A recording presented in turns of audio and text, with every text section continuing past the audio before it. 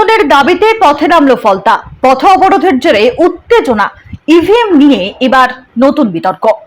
দক্ষিণ চব্বিশ পরগনার ফলতা এলাকায় পুনর্নির্বাচনের দাবিতে রাস্তায় নামলেন স্থানীয় বাসিন্দারা। পথ অবরোধ ঘিরে এলাকায় উত্তেজনা ছড়ায়।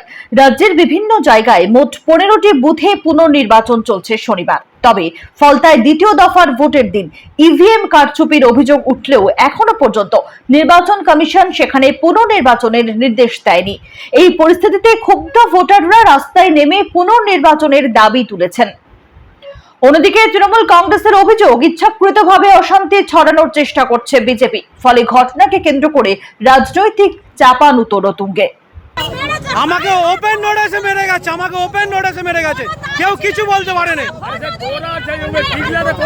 বাল ছেড়া তারা কোথায় কি করবে? আমাদের ওপেন নোটিশে মুসলিমদের মেরে গেছে। মহানগর টু হাসিনগরে সাধারণ মানুষের উপর অত্যাচার করা হচ্ছে। তারা কেন বিজেপিকে ভোট দিয়েছে সেই কারণের জন্য তাদের আজকে মারধর করা হচ্ছে, বাড়ি বাড়ি অত্যাচার করা হচ্ছে। সাধারণ মানুষ অতিষ্ঠ হয়ে উঠেছে, সাধারণ বাড়ির মহিলারা অতিষ্ঠ হয়ে উঠেছে, তাদের গায়ে হাত দেওয়া হচ্ছে। আমি স্পষ্ট কথা বলে দিতে চাই, ছেড়ে কথা কিন্তু বলা হবে না। এগুলো একদম ছেড়ে কথা বলা হবে না, হয় সূত্রে যাও, এসব একদম চলবে না, একদম চলবে না। একদম ভারী মা বোনেদের গায়ে হাত দেওয়া একদম মেনে নেবো না, আমি একদম মেনে নেবো না। যতদূর যেতে হয় যাবো, বলে দিলাম। খুব সাপ। শেখ রতনের রিপোর্ট, পিবি নিউজ।